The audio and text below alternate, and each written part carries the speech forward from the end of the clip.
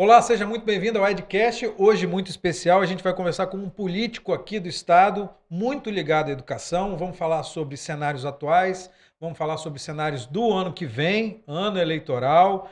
E esse político é deputado estadual e vamos ver quais são as pretensões dele para o ano que vem. Mas antes, eu tenho alguns recados. Primeiro, se você tem uma ideia na cabeça, quer tirar da sua cabeça, colocar em prática uma ideia sobre podcast, videocast, é só você procurar o pessoal da Fornexus, agência especializada nisso. Então você chega com a ideia e você vai ter o produto prontinho, entregue na sua mão, editadinho, tudo bonitinho.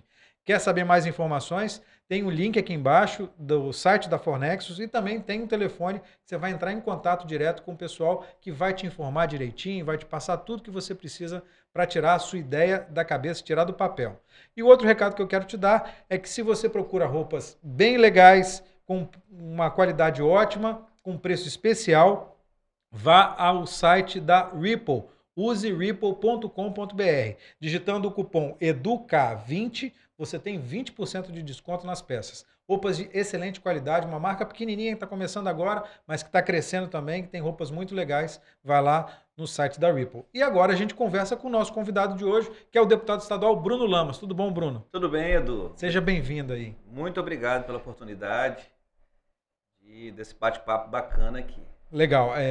Deputado de segundo mandato, né? 2 mandatos como deputado, mas alguns outros mandatos como vereador. 3 mandatos como vereador? Sim, comecei cedo na Serra, meu primeiro mandato como vereador, com 21 anos. Cumpri 3 mandatos, fui reeleito, tive a alegria de ter sido vereador, a honra de ter sido o vereador mais votado da cidade. A votação foi crescendo, Edu. Eu tive 1.500 na primeira, 3.500 na segunda, 4.488 na segunda, na terceira. Quando passou dos 4.000, você falou assim, pensou, é hora de ser deputado estadual, sair da Serra E as pessoas vão conversando isso, né? A própria cidade conversava muito isso. E naquele momento eu fui eleito, inclusive, o único deputado estadual com reduto na Serra, uma cidade enorme. E elegeu um deputado estadual orgânico da cidade, né? O deputado ele é do estado, mas com residência na Serra. E veio a reeleição. Naquela eleição, na última eleição, a eleição do troca tudo, eleição difícil. 2018, né? Um teste mesmo. E os capixabas me reconduziu aí ao Parlamento Capixaba e eu sou muito grato. E procuro contribuir e retribuir isso com trabalho. É muita gente, é muito candidato. As cidades têm muitos candidatos. Você é da Serra, né? Uma cidade muito grande, muita gente, com muitos moradores, muitos habitantes. O que faz um candidato ganhar a eleição? Você que pode falar, porque você ganhou 3 lá como vereador e 2 como deputado estadual, né? O que faz um político ganhar a eleição? Edu, é o trabalho, é a história. As pessoas buscam as histórias, busca a história de vida, busca o conceito de família, busca informações sobre a vida do candidato, no caso. Né? Então, por exemplo, Vitória, a votação que eu sempre tive em Vitória, votações que se aproximam de 2.000 votos, são pessoas que acompanham o trabalho, pessoas com quem eu estudei, pessoas que trabalham na Serra, moram em Vitória, pessoas que se identificam com as causas que nós defendemos, que nós trabalhamos. E assim, Cariacica, assim, Vila Velha, e assim. É tão legal você ver um município do interior, você tem lá 5, 6, 7, 8, 10 votos. Então a pessoa está lá no interior, acompanha e vota. Entendi. E o político tem que, na campanha, tem que bater de porta em porta mesmo, ir de lugarzinho em lugarzinho, tem que comer, almoçar na lata de goiabada mesmo. Como é que é? O modelo eleitoral do Brasil, um modelo medieval ainda, né? A Serra, por exemplo, não tem televisão, nem para eleição de prefeito. Então é porta por porta. É eleição onde costumo perder 8 quilos em uma eleição. Você já perdeu 8 quilos? 8 quilos em uma eleição. Caminhadas e caminhadas, porta por porta, bairro por bairro, batendo palma na porta da casa das pessoas. Em alguns momentos fazendo, nós chamamos de plenárias, né? São pequenas reuniões, onde ali nós apresentamos as propostas, falamos da história de vida. Então são pessoas que confiam e que reúnem, agrupam pessoas para receber. E assim nós vamos, além de porta de empresas, ruas, portas de terminais, feiras, sempre conversando com as pessoas. Não pode ter medo nem vergonha de abordar todo mundo na rua, né? Não, e aí você encontra de tudo, né? Então, a empatia, você tem que ter... Vamos desenvolvendo isso no dia a dia. Pessoas que gostam, que se valorizam o visual, o olhar, né? Que querem... percebe essa confiança no olhar, pessoas que gostam do cumprimento, pessoas que são auditivas, que querem ouvir as propostas. Eu procuro dar atenção a todas. Não sou daqueles que saem simplesmente entregando um papel e vão para a próxima, não. É conquista. Eu acredito na conquista, no diálogo. Então é um por um para chegar a 20 mil, que é a votação que se exige aí para uma eleição de deputado estadual. É o cálculo, né? É o cálculo aí. É um cálculo, estou dando um exemplo. É dessa forma. E qual foi a sensação que você teve quando você, assim, quando você foi eleito pela primeira vez? Qual foi a sensação? Primeiro a sensação de ter vencido a eleição lá para vereador, né? E depois de chegar à Câmara. Como é que é essas? O que você sentiu na hora? Edu, recém saindo da faculdade. Saindo da faculdade, uma candidatura de um jovem, naquela época existiam ainda os showmícios. Exatamente, Eu lembro que o meu primeiro discurso foi na Avenida Central de Laranjeiras. O show era do Netinho da Bahia e tinham milhares de pessoas ali. E, sinceramente, eu não sentia minhas pernas, né? É mesmo? De tanta tensão. Imagino. E aí, você fala, você começa a interagir com as pessoas, você começa a falar da renovação, das suas propostas. Há essa identidade. E quando vem o resultado, é um misto de emoções, a família, os amigos. Eu fui vereador naquela Câmara bem antiga da Serra, na Avenida Getúlio Vargas, em cima de uma quitanda, né? Uma Câmara pequenininha. E ali nós iniciamos um trabalho com muita vontade. Então, vem um misto da alegria, da gratidão às pessoas, da gratidão a Deus e o início de um trabalho, sabendo que o Legislativo é um parlamento. O parlamento exige muita força, resiliência e capacidade de dialogar. E assim eu comecei. E você acha que esse formato o comício que tinha shows, né, o showmício, essa coisa, porque mudou muito, as campanhas eleitorais mudaram muito, né? Você acha que mudaram para melhor? Você acha que deveria ter ainda esse tipo de coisa ou não? É certo não ter? O showmício foi uma decisão acertada. Porque, primeiro que os candidatos a prefeito, né, majoritária, que tinha condições de contratava, quem não tinha, não contratava. Então, e o público era muito atraído pelos shows. E também para os próprios candidatos, era meio que desumano, porque se caminhava o dia inteiro fazendo o trabalho e à noite os comícios se arrastavam até as 22, 23 horas, com o horário da Justiça Eleitoral para parar à meia-noite. E no outro dia começa de novo. Então, acertaram, deram uma ajustada, fizeram uma correção aí, que acabou combatendo aí o abuso de poder econômico que era na ocasião de quem poderia contratar grandes artistas e quem não tinha dinheiro sequer para montar um palanque.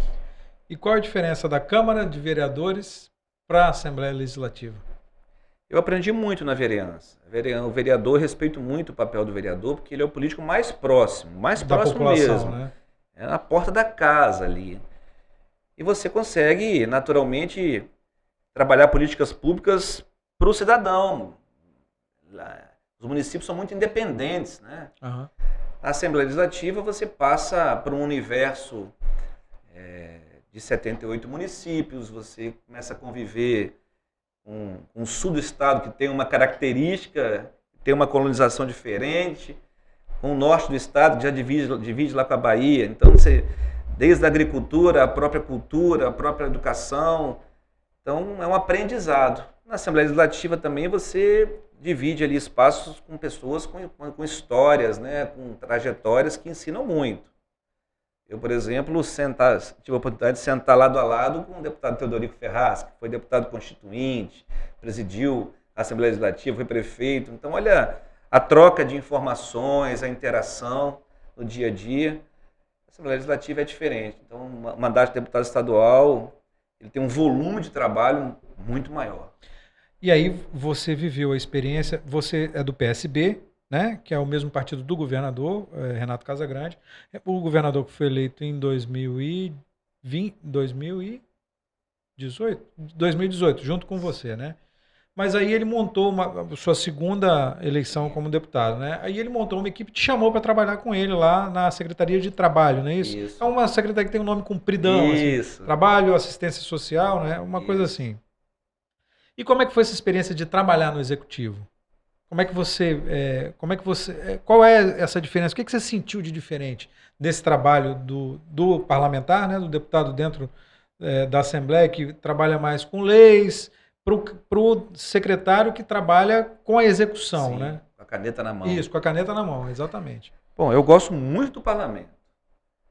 Você receber um jovem no seu gabinete, abrir as portas, e esse jovem te passar uma ideia, eu posso exemplificar, de que a forma dele carregar o cartão dele escolar, na nossa época era o passe, né? Era a cartela. Não sei, na minha época era a cartela de passe. Não lembro disso, não. E ele fala, deputado, a CETURB me exige colocar R$80 no meu cartão. E se eu não tiver R$80, eu vou a pé para a escola? Você transformar a ideia desse jovem, fazer o exercício da cidadania em um projeto de lei virar lei, isso é encantador, isso emociona, isso motiva. Então eu gosto muito do parlamento. Assim eu fiz com o IPVA em 4 vezes, é uma lei que nós colocamos, nós aprovamos. Estou aqui já fazendo uma prestação de contas. Veio da iniciativa popular, veio de um pequeno comerciante. A proposta era parcelar em 10 vezes. No diálogo conseguimos um parcelamento em 4 vezes. Olha aí, uma matéria que alcançou todos os capixabas. Então eu gosto muito do parlamento. Na secretaria, eu fui convidado para ser secretário de Desenvolvimento Social, Trabalho, Emprego e Renda, que cuida do Bolsa Família, do Bolsa Capixaba, do Cines. Uma experiência diferente. Ali uma secretaria com 0,5% do orçamento do Estado apenas, para cuidar e dar atenção aos mais vulneráveis, ao público mais vulnerável.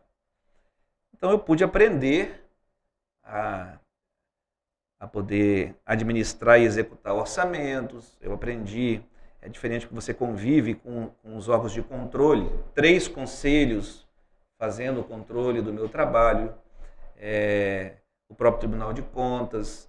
Então você vai convivendo e aprendendo sobre as regras, as leis que estabelecem aí a gestão pública. Sou formado na área de gestão pública, sou formado em administração, mas tem pós-graduação com uma pós-gestão pública. Então eu pude praticar aquilo que eu aprendi na faculdade. E eu procurei fazer isso com sensibilidade, respeitando as pessoas, montando uma boa equipe de trabalho, mantendo lá, independente da política, mantendo bons quadros na equipe. A própria secretária que está hoje, ela era uma gerente, permaneceu nos quadros e hoje é a secretária que me substituiu.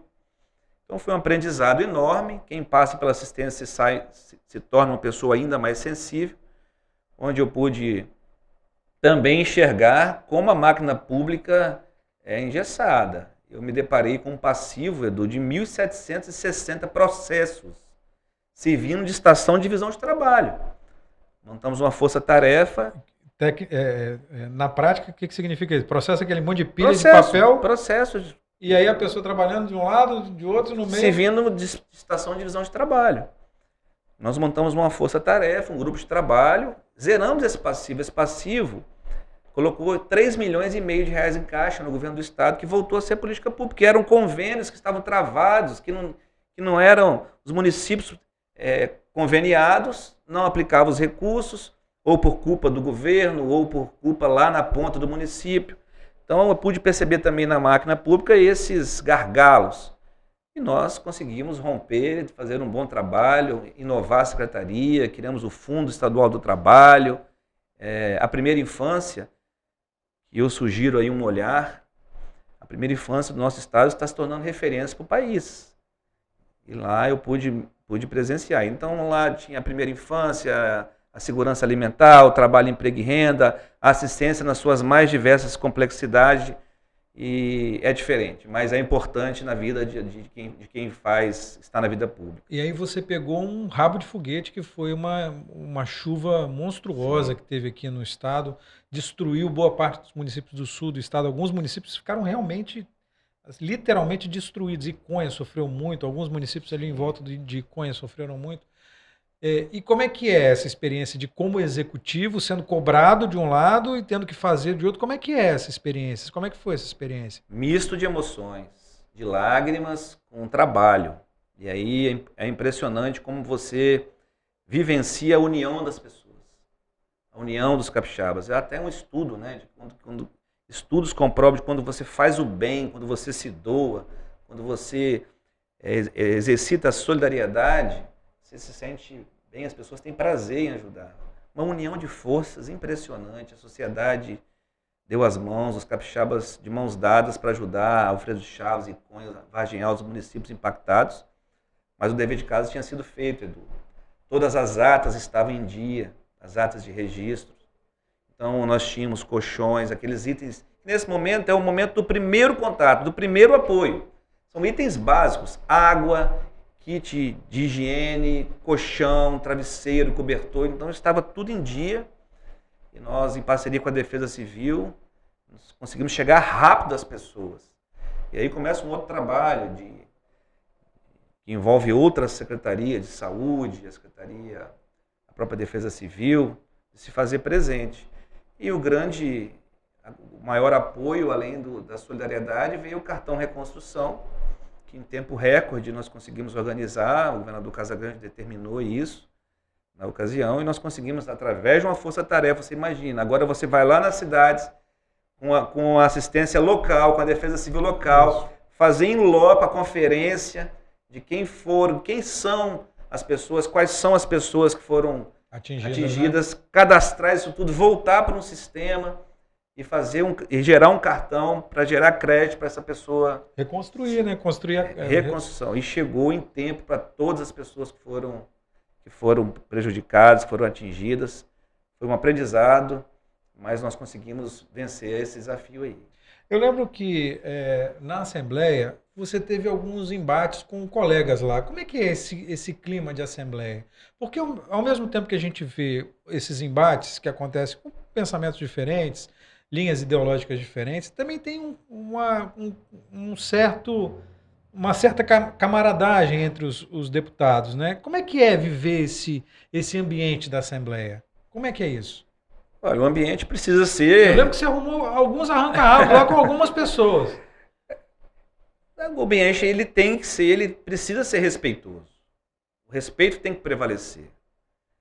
A honra, a família. Né? Em qualquer ambiente. Mas existem alguns parlamentares que querem aparecer de qualquer forma. Não importa se é causando polêmicas. Mas isso não é o político não é assim. Mas não pode ser. É aí nesse momento que vem os embates. Recentemente eu tive um embate com o capitão da polícia e eu dizia para ele: olha, o senhor precisa procurar um psiquiatra, um cardiologista. Como é que foi isso?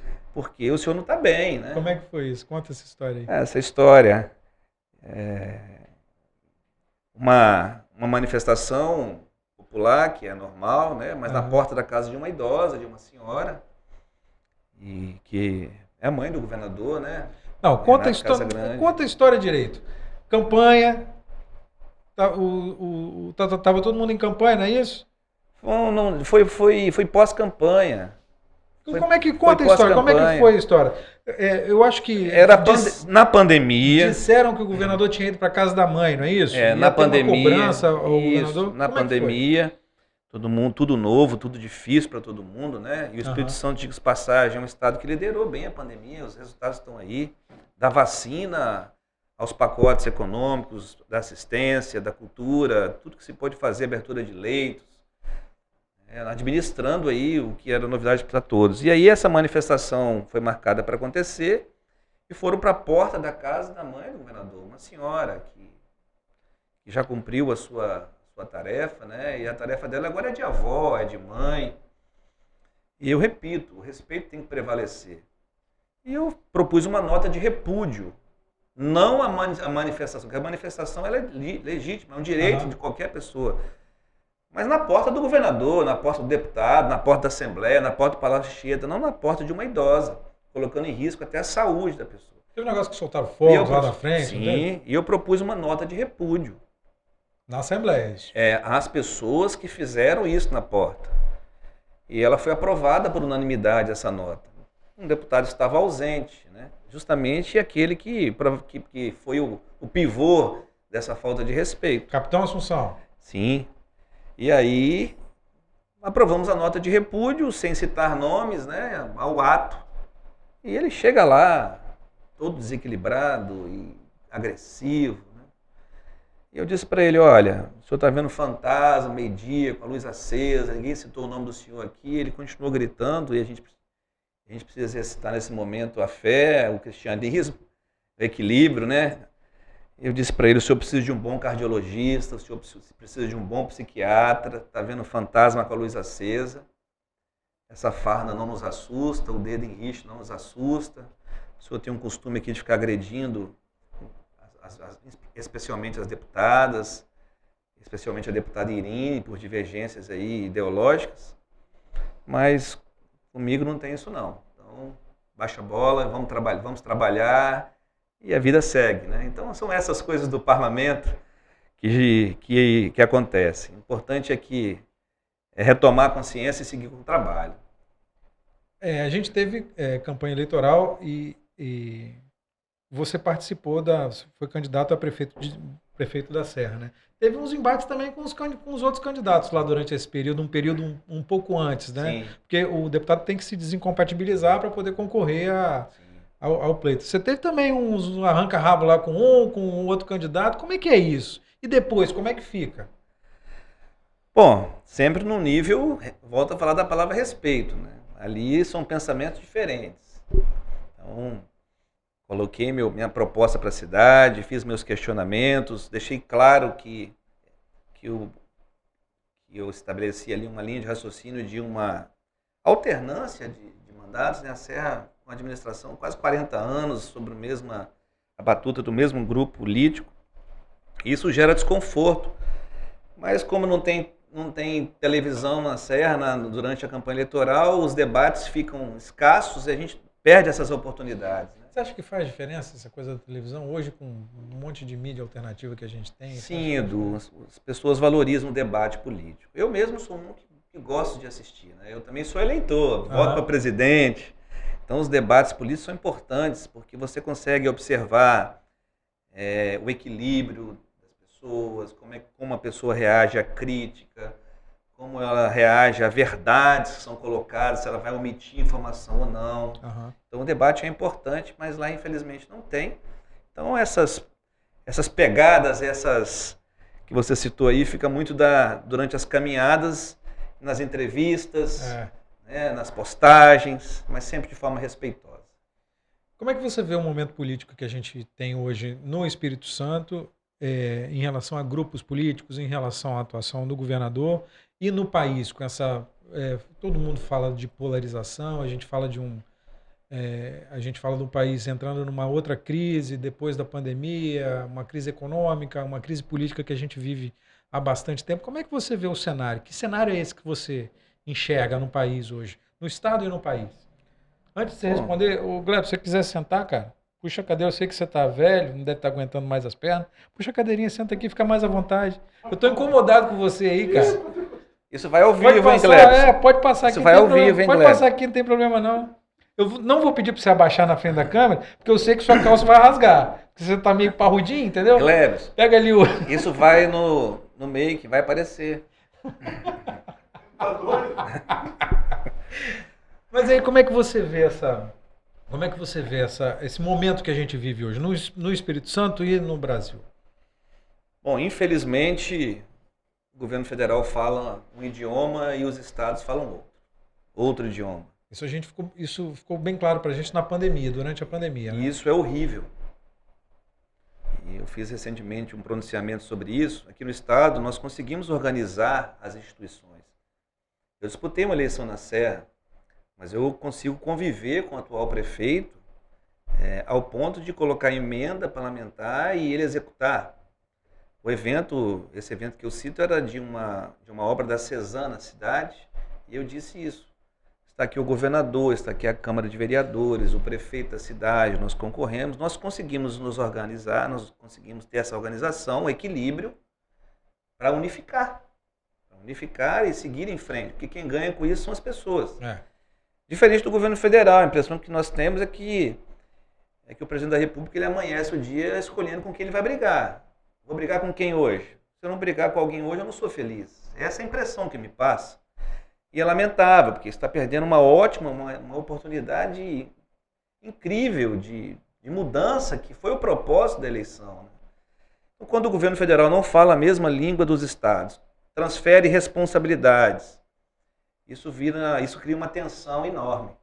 Em um país tensionado, em um país com a polarização, isso acaba gerando atritos, isso acaba gerando conflitos, isso acaba gerando crises. Isso não é bom. Então, eu percebo o país num ambiente de muita instabilidade, com a gasolina cara. E aí a culpa é de quem da gasolina está cara? É do governo federal, é do governo do estado.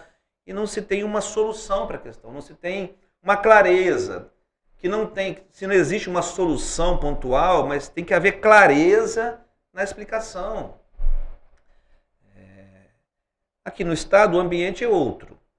Nós temos um ambiente pré-campanha, sim, teremos aí no mínimo 3 palanques, é da democracia. Que 3 palanques? Quem são os 3 palanques? Mas o Estado consegue unificar. Não me enrola, não. Vou falar, mas o Estado, respondendo a sua pergunta anterior, consegue unificar, consegue ter um fundo soberano, consegue voltar com o fundo cidades, consegue fazer editais como o FUNPAS, onde dos 78 municípios, 75 se inscreveram e 75 foram contemplados. É um governo municipalista. O que falta no governo federal é exercitado aqui através de um governo municipalista que tem que ser estadista. Sobre os palanques, eu acredito que nós teremos o palanque da reeleição do governador Renato Casagrande. Acho que ele vai ser candidato à reeleição? Eu creio que sim. Essa é a nossa expectativa. E é onde estará o meu apoio, inclusive, né, ao governador Renato Casagrande. Mas nós percebemos aí o Manato também já declarando uma candidatura, anunciando inclusive já a sua equipe de marketing, né? É normal isso, faz parte, né? Nós temos as regras, a pré-campanha e a campanha, então é importante obedecer. Nós percebemos um outro movimento aí do ex-prefeito da Serra, Aldivas Barcelos, que tem uma sintonia com o movimento do atual prefeito de Linhares, do Guerino Zanon. Nós temos o ex-governador Paulo Artung observando tudo isso e buscando uma filiação partidária. Você acha que Paulo Artung vai ser candidato a governador? Se aproximando aí do PSD, né, do Kassab. Essas são as informações que a imprensa tem passado. Mas você acha que ele é candidato também? Eu acho que não. Eu entendo que não. Não ao governo. Acredito que possa ser candidato ao Senado. Você acha que vai ser? Mas certamente... Porque isso é o que o mercado político... É o que o mercado político está tentando entender, né? Isso é o que o mercado político vê. Você vê isso? Mas ele vai participar das eleições, ele já deixou claro isso. Vai participar das eleições. Então nós temos aí pelo menos 3 palanques, talvez 4 candidaturas, vou trocar a palavra palanque por candidatura, pelo menos 4 candidaturas. E o que acontecer na esfera federal tem um reflexo enorme aqui. Você acha que tem? Sim, nós observamos aí lá na esfera federal os embates já do Lula com o Bolsonaro, o Sérgio Moro se posicionando como possível candidato, né? Então isso tudo desce para os estados, né? Desce para os estados. Apesar que o Capixaba, Edu, você observa, ele votou no presidente da República lá, da extrema-direita, e elegeu um governador de centro-esquerda. Então o Capixaba consegue separar isso muito bem, isso é importante. Consegue separar ou vai mais pela pessoa e não pela ideologia, não pelo... Então, consegue separar dessa forma. Ele avalia a pessoa, quem é o Renato Casagrande. Mas eu quero, naquela ocasião, ele quis dar o voto no Bolsonaro. Não desceu para o nosso estado, tem que ser o Bolsonaro e o candidato dele. Elegeu um presidente da República da direita e elegeu um governador do centro-esquerda. Centro-esquerda. Agora eu queria te perguntar, você falou que está com Casa Grande aí, o que deve é. Teve um burburinho durante as eleições para as prefeituras de que ele não teria subido no seu palanque para te dar uma força lá na Serra e que você teria ficado chateado com isso. Pô, o governador não me deu uma força lá na Serra, era um nome importante, se ele tivesse me dado uma força, de repente o meu desempenho teria sido melhor, você não chegou aí para o segundo turno, né? É isso mesmo? Você ficou chateado com o governador? Não, o governador deixou claro desde o início que não subiria em palanque nenhum no estado e não subiu em nenhum palanque. Ele falou que não subiria, mas se preciso fosse, subiria para apoiar alguns nomes Sim. que ele acreditasse que se ele fosse mudar a realidade da... Exatamente. Foi isso que ele falou, né? Mas acabou que não subiu, nem na Serra, nem no segundo turno, por exemplo, não subiu ao palanque. Você acha que ele podia ter subido para você? Eu gostaria, mas ele deixou claro que não subiria em palanques e eu fiz a minha campanha propondo à cidade a alternância, a nossa proposta de trabalho, mas não fiquei chateado não. Certamente que se ele tivesse subido seria uma eleição mais possível, mais fortalecida, né? Uhum. Quem ganhou com isso foi o atual prefeito Sérgio Vidigal, né? Que foi eleito de novo depois de muito tempo. Né? E aí continua a alternância do poder na Serra, estava com 2 candidatos, né? Com o Aldifas e com o Vidigal. O Sérgio Vidigal voltou e continua Sim. com esses mesmos 2 nomes, né? Exatamente. Mas você acha que a gestão dele não está sendo boa na Serra, não? Sim, qual gestão municipal que está boa, bem avaliada hoje? É difícil, né, Edu? Nós temos aí ainda, estamos aí com 10 meses de gestão, eu considero que é uma gestão lenta, sem entregas. Você acha que está sendo devagar? Sem lenta, mas é um prefeito experiente. Já foi prefeito em 3 outras oportunidades. Isso vai muito da montagem da equipe, isso vai muito da pandemia também, todo o foco virado para a pandemia. Eu prefiro aguardar esse ano e vamos, a partir do ano que vem, observar e cobrar os compromissos. Não né? só da Serra, porque você falou, qual gestão está sendo bem avaliada? Eu tenho visto, por exemplo, a gestão de Vitória tem feito entregas, não é? Você acha que está sendo uma boa gestão, Vitória? É de um grupo político que não é o seu. É uma Vitória, mas eu tenho uma boa relação com o Pasolini, né? Tivemos pouco contato na Assembleia, mas antes dele ser deputado, eu estava na Assembleia, por muitas vezes ele esteve lá nas comissões, na própria comissão de assistência que eu era membro, ele enquanto delegado. Ele administra uma capital, né? Então precisa fazer entregas. Fácil? É mais fácil? Tem mais recursos. É mais fácil? Mais fácil que administrar Serra, mais fácil que administrar Cariacica, mais fácil que administrar Vila Velha. Não que seja fácil, mas as condições são mais favoráveis, né? Nós temos pedra de um lado, o mar do outro, e agora não é mais a maior arrecadação, né? Não é mais? Não é mais. A Serra tem a maior arrecadação hoje, né, na distribuição do ICMS. Mas percebo lá em Cariacica o prefeito Euclério muito animado, muito focado, fazendo um movimento diferente com a população, né? Aqui em Vila Velha... Você teve com o Euclério nas 2 gestões, né? Nos 2 mandatos na Assembleia, né? Ele é maluco mesmo? Euclério, corajoso. Não. Todo mundo fala que ele é doido. Euclério é maluco, é doido. Não é doido não, não é doido não. É corajoso. Não é daqueles que levam desaforo para casa. Mas eu prefiro pessoas assim, Edu, que conseguem, que externam o seu jeito de ser, que externam... É lógico que eu volto a falar na palavra respeito, né? Uhum. Equilíbrio. Torcendo muito pelo deputado Euclério, a gente observa... Administrar Cariacica também é um desafio. É um município muito grande, tem pouco recurso. São desafios enormes aí para os prefeitos administrarem, mas com o governo ajudando muito, hein? Porque se fosse o contrário, nós falaríamos. O governo Casa Grande é um governo muito municipalista. Então tem repassado recursos para os municípios através de fundos, de editais, de convênios, facilita bastante, né? Se o seu município tivesse 4 candidatos, Arnaldinho, Euclério, Vidigal e Pasolini, em quem que você votaria? Na Serra? Se for num município qualquer. Desses 4, em quem que você votaria? Posso falar com voto secreto? Não, pode não. Pô, todo político... Pasolini, Arnaldinho... Euclério e Vidigal. Euclério e Vidigal? É.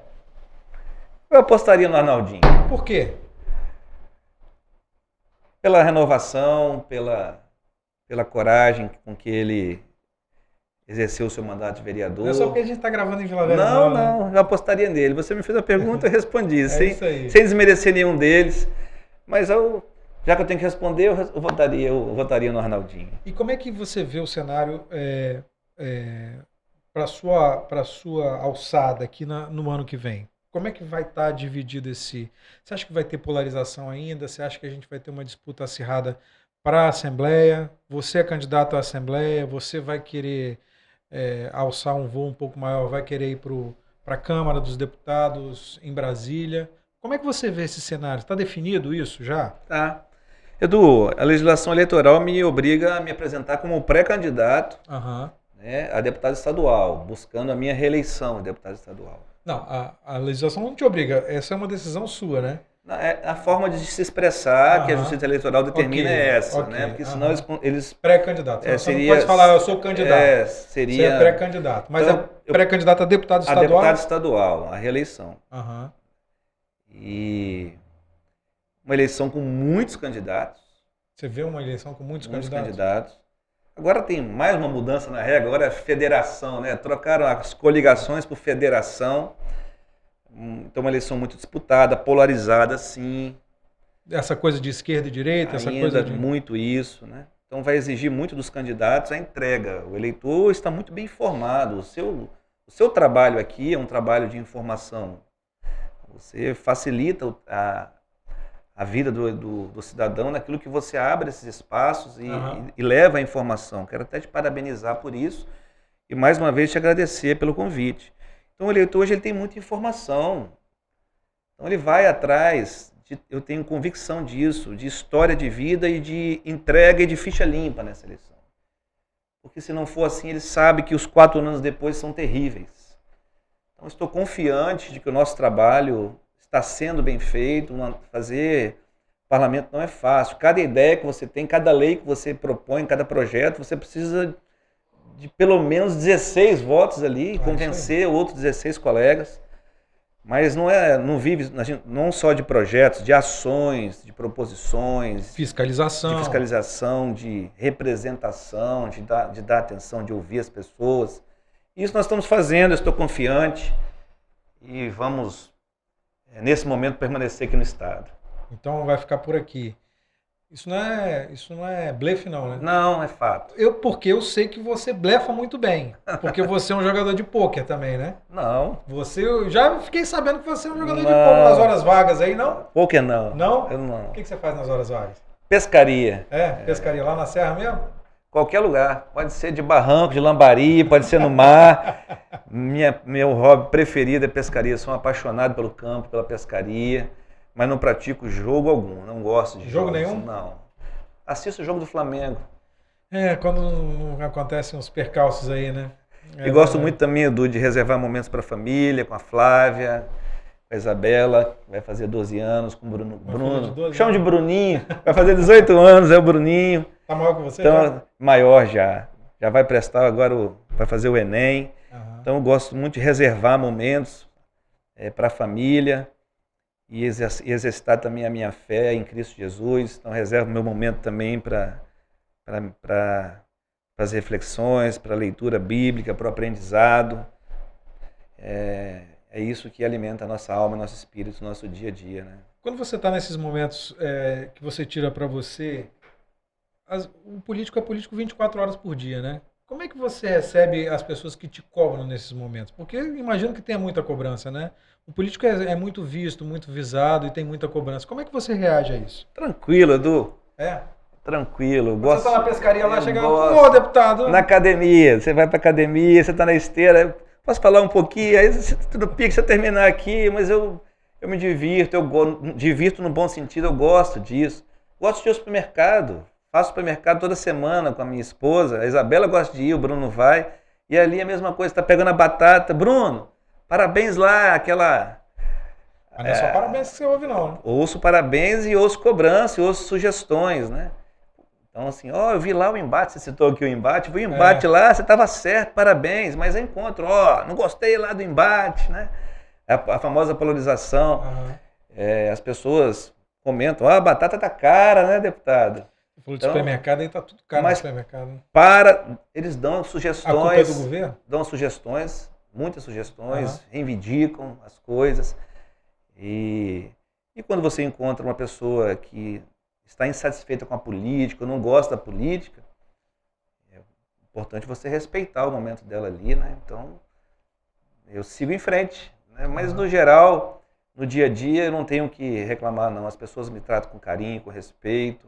E quando vem a cobrança, eu sei administrar a cobrança. Tem um episódio, recentemente agora, eu estava em Bairro de Fátima, a trabalho, num sábado, a trabalho, e uma pessoa chegou com o telefone na mão, né? Falou, Bruno Lama, estou vendo aqui. Eu falei, não, primeiro parabéns pelo seu exercício da cidadania. Mas nesse, eu não tenho processo, não. Esse caso aqui, eu sou a vítima, né? Eu movi uma ação, movi uma ação em cima de uma fake news que fizeram contra a minha pessoa. Durante a eleição? Durante uma CPI seríssima na Assembleia, uma CPI seríssima na Assembleia, onde eu era relator de uma CPI de grilagem de terra. E aí fizeram uma fake news, e não só eu, o deputado Euclério, então, então o deputado Enivaldo dos Anjos, nós movemos uma ação contra essa pessoa. E interessante, esse cidadão chegou lá e eu expliquei. Ele falou, não, então aqui o picareta é o outro. Então é assim, tem que ser assim, né? Com franqueza, com verdade, porque tudo hoje é muito claro, eu repito, a internet escancara a vida e uma pessoa para ser candidato, eu para ser candidato, eu tenho que declarar tudo. Grau de escolaridade, imposto de renda, vai tudo para o sistema, é a vida aberta, né? Mas nós temos que ter limites, então eu procuro levar uma vida, a pessoa que exerce o mandato tem que dar exemplo. Eu não bebo álcool, né? Mas aquela pessoa que tem opção por tomar lá o seu vinho, a sua cerveja, ele tem que ter equilíbrio, não pode sair pela rua tropeçando, caindo. Não é isso que as pessoas esperam em todos os aspectos, em todos os valores, todos os conceitos que norteiam a nossa sociedade. Tem que entender isso, a função é pública, você tem que dar exemplo. Você falou da CPI da grilagem, o deputado Enivaldo dos Anjos, que era presidente da CPI, se não me engano, ele foi eleito e é prefeito hoje de Barra de São Francisco, né? E ele sempre foi um mentor de muita gente lá, né? Foi um mentor seu também? Como é que foi a sua convivência com ele? Enivaldo é uma figura. Porque ele é uma figuraça, né? Figuraça, eu gosto muito do Enivaldo, xerife, né? Chamava de xerife na Assembleia. Na verdade, ele presidia a CPI da máfia dos guinchos e era membro da CPI de grilagem de terras. O presidente da CPI da grilagem era o deputado Euclério, né? Isso. Então, conviver com o Enivaldo também foi um aprendizado corajoso. Porque ele é um político da antiga, né? Sim. Porque ele também já tem uma idade bem avançada, é um político da antiga. Mas muito corajoso. Ia para o enfrentamento, fazia os enfrentamentos com forças, com poderes, né? Eu aprendi muito lá com a postura dele. Se nós tínhamos divergências políticas, ideológicas, era sempre respeitosa, e a coragem dele é o que mais sempre me chamou a atenção.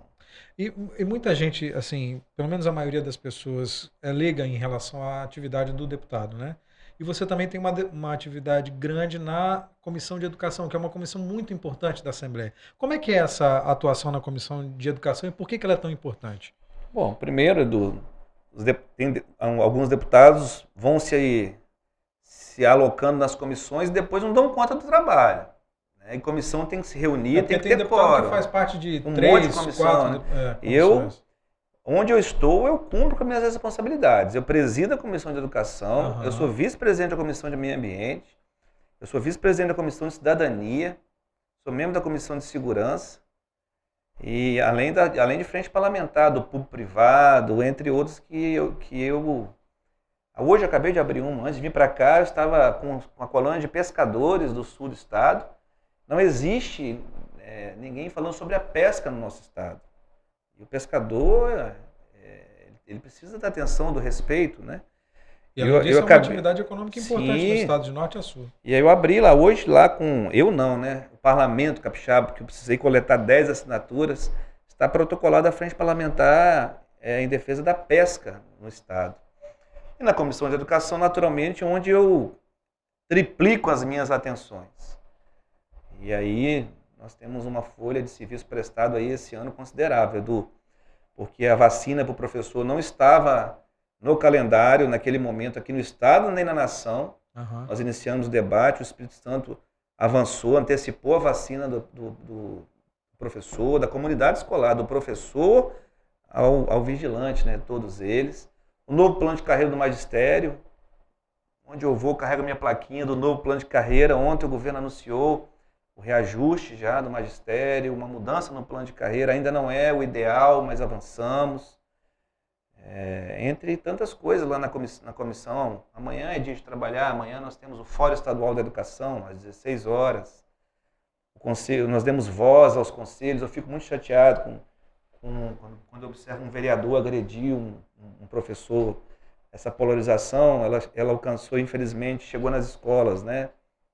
Esses conflitos são tristes de se observar e a gente tem que se posicionar. Então, eu fui demandado, por exemplo, pelo presidente do Conselho Municipal de Educação pela presidente do Conselho Municipal de Educação de Vitória. Então, nós acolhemos. Inclusive, vamos fazer agora aí o centenário de Paulo Freire. Deixar aqui o convite, vamos fazer aí a comenda Paulo Freire para as pessoas que realmente merecem e trabalham pela educação. É uma polêmica essa coisa do Paulo Freire, né? O que você acha do pensamento do Paulo Freire? Você acha que... Porque muita gente ataca, muita gente acha que o pensamento dele não deveria ser usado para educação no país, mas muita gente, mais a educação no país, muita coisa tem base no pensamento de Paulo Freire. Eu o reconheço como patrono da educação, relevantes serviços prestados, e quem critica é porque não leva a educação a sério. Eu respeito, mas político, vamos falar do político que critica, que querem tirar essa patente, manchar essa história. Com que sentido? Com nenhum sentido, né? Então, Paulo Freire é uma referência para os educadores, para mim também, que sou filho de professora, e por isso essa homenagem. Mas você não acha que as pessoas teriam que ter um pouco mais de conhecimento? Você não acha que, de repente, não é o papel de um deputado propor formas das pessoas conhecerem o pensamento de Paulo Freire, mas conhecerem outros pensamentos também, debater sobre isso? Você não acha que, ainda mais sendo o presidente da Comissão de Educação? Nós debatemos de tudo. O Ministério Público acabou de solicitar uma pauta e foi aprovada para discutir a escola cívico-militar. Exatamente. Que é uma febre que tem, assim, Viana já tem. Eu já até fui visitar uma, está pautado. Está pautado na comissão. Então, eu citei a questão do Paulo Freire, mas toda a temática, as mais diversas, são debatidas, são discutidas, são apresentadas lá na própria educação em tempo integral. É um tema importante que está aí. Os municípios, o Estado e os municípios têm metas a cumprir. O ano que vem tem que estar aí com um percentual enorme de alunos em educação em tempo integral. Sem a ajuda do governo do Estado, os municípios não bateriam a meta. Então, a Comissão de Educação debate a educação em tempo integral também. Então, o novo ensino médio foi tema do último seminário. Vamos fazer outro, Edu, agora. Fizemos o primeiro, vamos fazer o segundo. Tem uma nova proposta do ensino médio para o ano que vem, é lei federal. Só que o governo federal não aponta como fazer, não aponta sequer de onde alocar os recursos, deixa tudo muito solto. Então tem o novo ensino médio brasileiro e o novo ensino médio capixaba. Por exemplo, aqui no Espírito Santo, as matérias de sociologia e filosofia foram mantidas na grade curricular. No novo ensino médio federal foi extinta. Então olha só a complexidade de uma comissão de educação. E isso tudo nós tratamos na base do diálogo. O que eu queria te perguntar agora, referente à educação, sobre continuidade, né? Continuidade de políticas públicas. O governo Paulo Hartung criou a Escola Viva, que é a escola de tempo integral, de acordo com os padrões que foram definidos lá no governo Paulo Hartung. Chegou o governo do Renato Casagrande, a escola de tempo integral foi mantida, mas o nome mudou, não é Escola Viva mais, algumas diretrizes mudaram também.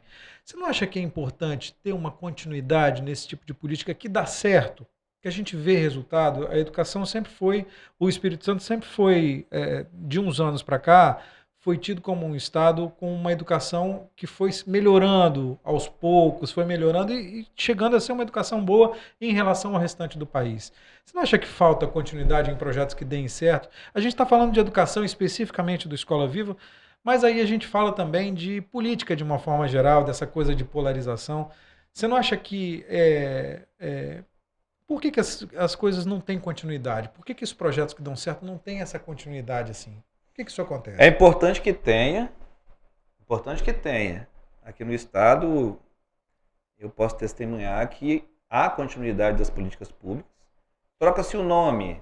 Tanto que o Estado vem com bons desempenhos além dos governos, né? Troca-se o nome, mas agora mesmo, por esses dias, o governo anunciou mais 34, 35 escolas, novas escolas em tempo integral. Eram previstas, eu acho que 15 ou 19, uma coisa assim. Nós estamos acima da meta. Exatamente. Até porque é uma meta do plano nacional, do plano estadual, dos planos municipais, e tem que ser alcançada. Funciona a educação em tempo integral. É importante você dar a oportunidade ao aluno estudar ou não em tempo integral, porque as particularidades das famílias, né? Um aluno que trabalha, que faz o seu estágio, e aquele aluno que quer se dedicar ali 100% na educação em tempo integral. O Estado agora estende a mão aos municípios, por exemplo, e vai com a bolsa, né? Ele vai pagar R$3.000 por aluno. Ele oferta esse recurso ao município para que o município desenvolva lá a educação em tempo integral. É uma bolsa de estudos, né? Um montante de R$3.000. Então, o importante é continuar. Nas obras, a mesma coisa. Se você para uma obra, Edu, para retomar, ela custa 3 vezes o preço inicial. Posso citar o contorno de Jacaraípe. Ele foi paralisado na gestão passada e retomado agora. Está custando mais caro. Então, por que parou uma obra tão importante como essa? Então, o governante que para a obra do outro, ele deveria ser eliminado da vida pública. Está aí até uma boa sugestão que você está me dando aí de uma proposição, uma legislação aí mais rigorosa no que tange a transição, né? Algumas mudanças já foram feitas. Antigamente eles deixavam a dívida. Ó. Antigamente saía um chefe de poder e falava, vou gastar tudo, ainda vou dar um reajuste para deixar para o outro se lascar. Mas hoje a lei de responsabilidade fiscal Sim, mas não havia regra. Então você está me dando aí uma boa dica de arrochar mais aí a transição de um governo para o outro no que tange a políticas públicas. Mas aqui no Estado eu percebo que há uma continuidade, tanto em relação às obras, Vila Velha, Serra, Vitória, Cariacica. Pode ser que haja algum município ou outro aí que não tenha ocorrido. Os convênios que estavam estabelecidos foram honrados. E é assim que tem que ser. Se não fosse, o deputado Bruno Lamas estaria criticando e denunciando. O deputado Sérgio Magés, que é um professor, né? É um deputado bastante combativo também. Ele tem uma briga lá que é a respeito do orçamento da educação. A briga dele é que o Estado não use o dinheiro carimbado para a educação para pagamento de previdência, né? Porque, como uma manobra, o Estado sempre usou o dinheiro que chega para a educação, parte desse dinheiro para pagar a previdência de professores, né? Para pagar aposentadorias de professores. Isso ele já entrou com recursos no Tribunal de Contas, teve recurso negado, até que ele entrou no STF e conseguiu suspender o uso do dinheiro carimbado para a educação para o pagamento da previdência, para o pagamento de professores. O que você acha disso? Ele está com a razão. Isso é uma prática. Mas essa era uma prática que, inclusive, o governo do governo do Renato Casagrande vem de governos, vem dos últimos governos. Isso. E ele foi bem sucedido, e eu concordo com a tese dele, e me somo a ele agora na fiscalização da aplicação desses recursos. Mas eu acho que ele brigou muito tempo sozinho por isso, porque ele fala disso desde o primeiro mandato dele também. Sabe, Edu, a gente volta à questão do parlamento. A gente respeita muito também o limite de cada parlamentar. E quando o parlamentar precisa de ajuda, ele pede. Tem gente que gosta de ajuda, tem gente que não gosta. Eu sou daqueles que gostam do coletivo. Então, nós não fomos acionados. Mas quando você me pergunta aqui agora, eu deixo claro o meu ponto de vista. Eu concordo com a tese do deputado Magés.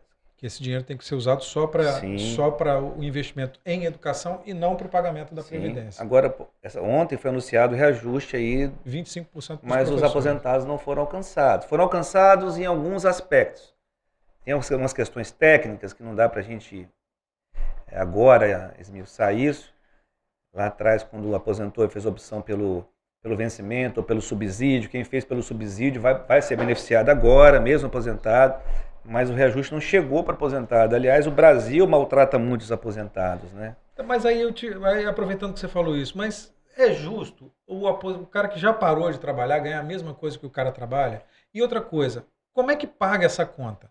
Porque se você der reajuste, o Estado tem quantos professores? São milhares de professores, 10 mil professores? Não sei exatamente quantos, mas são milhares de professores. Se você dá o reajuste para os professores que estão na ativa e para os professores que estão. Ok, não estou questionando se merece ou não. É claro que merecem, né? É claro que merece o reajuste. Mas como é que paga essa conta? De onde Sim. tira esse dinheiro?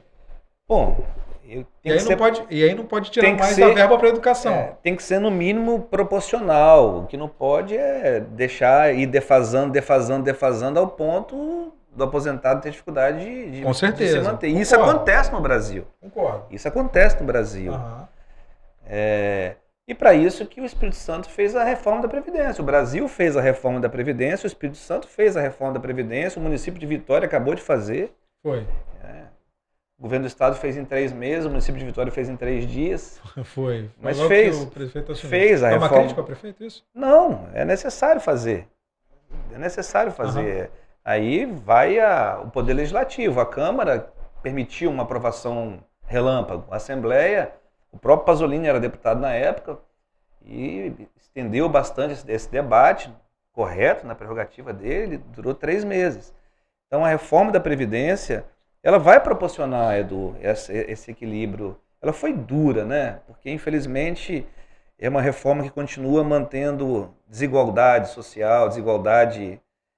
Quem tem muito continua protegido, mas ela era necessária.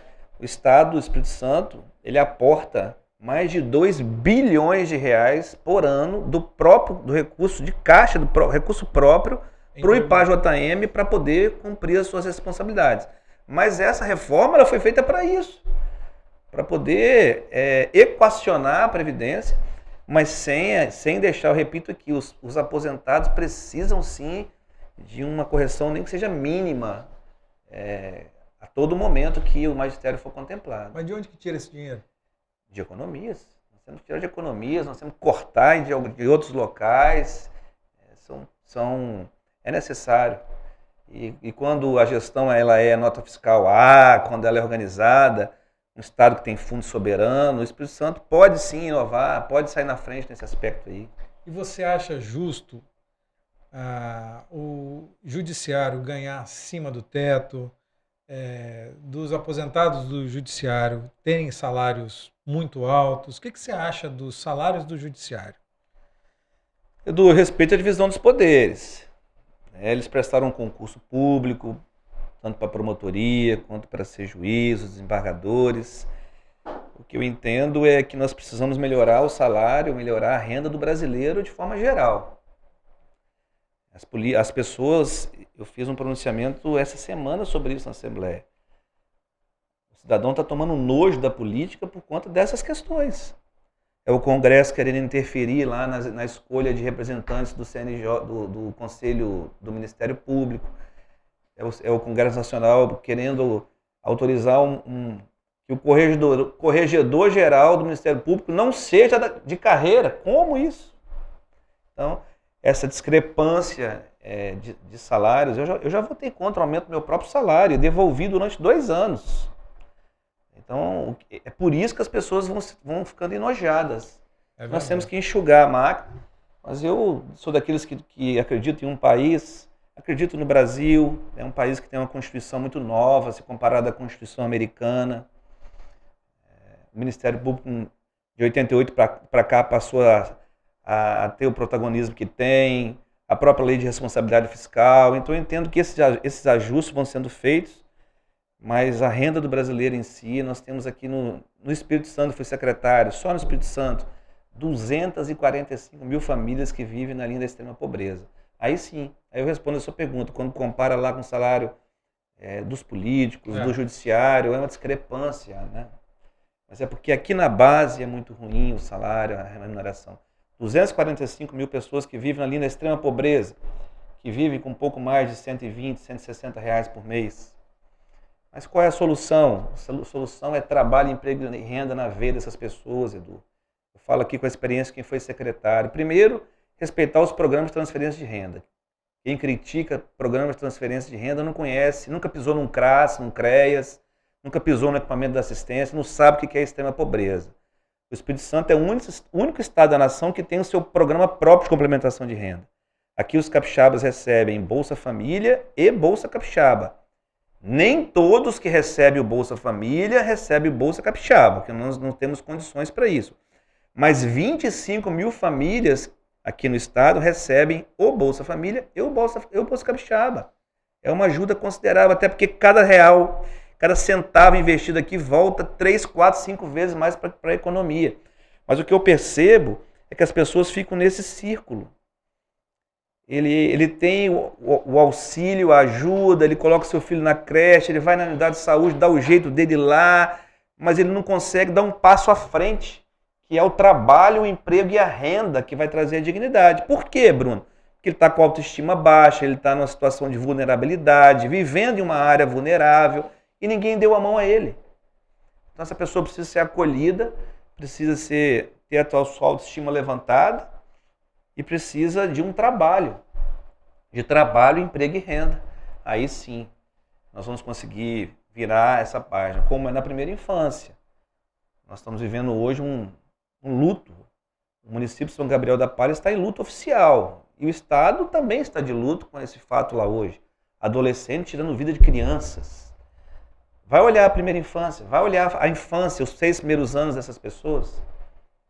Não foram cuidados, então nós temos que colocar um olhar na primeira infância para que nós tenhamos uma geração aí saudável. Fica uma dica aqui, vale a pena assistir 2 filmes. Aliás, eu gosto muito de filme, né, Edu? Ah, legal. Mas assim, quem assistiu Coringa? Olha o que uma pessoa que teve um trauma na primeira infância, que não foi cuidada, é capaz de fazer. Assistam lá o filme O Coringa. E depois assistam A Cabana, para ver também como o amor de Cristo pode transformar a vida das pessoas, porque Jesus pregava isso, o amor ao próximo, sentir a dor do próximo. Então a primeira infância é uma temática importante que tem sido debatida no Estado. Eu sou um defensor da política da primeira infância e eu acredito muito nisso. Legal, então Bruno Lamas, pré-candidato para 2022? Sim. Pelo PSB mesmo? Não sai do PSB de jeito nenhum? Talvez? Talvez. É? Talvez. Por quê? Pô, o PSB é o partido do governador, pô. Tem um ciclo aí de 28 anos no partido. 28 anos. Respeito muito a opinião do grupo. Nós temos um grupo, né? Ninguém chega a lugar nenhum sozinho. E nós estamos exatamente, sua pergunta, Edu, assim, exatamente ontem nós conversávamos sobre isso, hoje nós conversamos sobre isso.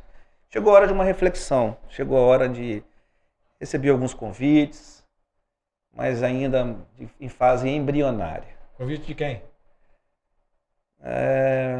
2 outras siglas. Duas outras siglas. PSD, para onde está indo o governador? Não, todos dois da base aliada do governo Casagrande. A base aliada do governo Casagrande é muito grande, muito ampla. Não. Sim. Tem um partido progressista, tem o Aliança que está se formando agora aí, né? Tem o Partido Verde, tem alguns partidos, não são muitos não. Aliança, o partido do presidente? Não, o presidente é a fusão, então me pronunciei errado. O partido do presidente não. É a fusão do Democratas com o PSL, de onde o presidente saiu. Né? Tudo indica que o Ricardo Ferraz será o presidente dessa sigla aqui no estado, né? Então, o diálogo está aberto aí. Isso é um spoiler. Spoiler seria você falar, não, estou fechado com o PSD. Não, estou fechado com o PSB, mas com um olhar aí, com uma conversa, com um novo partido. Com uma conversa aí aberta com o Partido Progressista e com uma pré-agenda aí com o ex-senador Ricardo Ferraz. Legal. O senador Ricardo Ferraz vem nessas eleições? Sim. Vem para Eu ainda não sei para quê, né? Senador? Governo? Eu gostaria que ele voltasse para o Senado, mas não governo não. Você acha que passou o tempo dele do governo? Porque foi a primeira eleição do Casagrande, né? Acho que não, Edu. Ele seria o candidato... Acho que não passou o tempo, não. Nós temos aí a geração, vamos falar disso em gerações. Temos a geração do Paulo Artung, do Casagrande. Abaixo dessa geração, vem a geração de Vidigal, de Max Filho, do Ricardo Ferraz, Magno. E ainda vem uma outra geração abaixo, né? Que eu tenho 44 anos, estou aqui revelando minha idade, onde está o Gandini e tantos outros. Então, na política também, essa questão da geração é importante, né? Então, acho que não passou a vez, não. A política é muito dinâmica. Eu acredito e torço e vou trabalhar muito pela reeleição do governador Casagrande, por sua resiliência, sua seriedade, sua transparência, sua humildade, as entregas, por esse espírito municipalista. Isso me convence muito, tá? Olhar para todos os municípios sem precisar de beijo à mão, sem precisar de olhar a cor da bandeira, se é azul, amarela, a cor de abóbora, não. Ajudar o município. Então, vou trabalhar muito e os capixabas estão aí observando, né? Legal. Você já deu alguma corridinha com o governador Casagrande? Eu fiquei sabendo que ele corre bem. Ainda não. Ele é atleta. Ele é atleta. Esse dia ele falou, estou inteiro, mas o corpo dói com 60 e tantos. Eu passei a praticar, né? Mas dá para encarar. A caminhada é longa, né? Mas dá para encarar. Dá para encarar o desafio com ele aí. Eu vou convidá-lo para... Nós estamos para fazer aí, junto com a Mais, a Corrida Mais Azul, levar para a Serra essa corrida. E quem sabe eu convido aí para o desafio da corrida. Eu vou chamar o Gleb, chamar essa turma toda aí. A gente entrevistou aqui outro dia. O Gleb você não leva só se for corrida para a mesa do Não, boteco. o Gleb você vai conseguir. A gente fez uma entrevista aqui com a Paula Mioto. A Paula Mioto é uma ultramaratonista. Ela fez o Ultraman, que é uma prova de triatlo, uma coisa absurda, assim, tipo nadar 10 quilômetros, correr 84 quilômetros, pedalar 200 e não sei quantos quilômetros. Só para os esportes. É difícil, cara. É difícil mesmo. Mas... Não, eu vou ali nos 5 quilômetros, eu garanto. Já tá de bom tamanho. Um futebolzinho 15 minutos, uma corridinha de 5 joga quilômetros. Bola, Bruno? Eu gosto. Não tenho jogado não, mas eu gosto muito. Joga bola? Eles nunca viram, não. Nunca viram, né? Não, mentira eu não falo, não. Mentira não. Não, centroavante não. Meia direita. Fica no meio campo ali, não faz Só nada. distribuindo. Né? A bola que corre, né? A bola que tem que correr. Né? Bruno, valeu, obrigado pela conversa, sucesso para você. É importante o seu sucesso porque vai fazer bem para todo mundo, como você como representante das pessoas que votaram no Espírito Santo, não só das que votaram em você, mas de todo mundo que votou, de todo eleitor. Sucesso para você e que os planos se realizem no futuro. Igualmente, Edu, para você, para o seu trabalho legal que você sempre fez, por onde passou. E agora, nesse novo formato, eu desejo sucesso, a paz de Cristo para você e para todos que estão nos acompanhando, para toda a sua equipe, que Deus nos abençoe. Saúde e paz para todos nós. Amém, Amém. Isso aí. Valeu, Bruno. Um abraço. É isso aí, depois dessa até fiquei animado aí, equipe. Minha equipe tá aí, ó.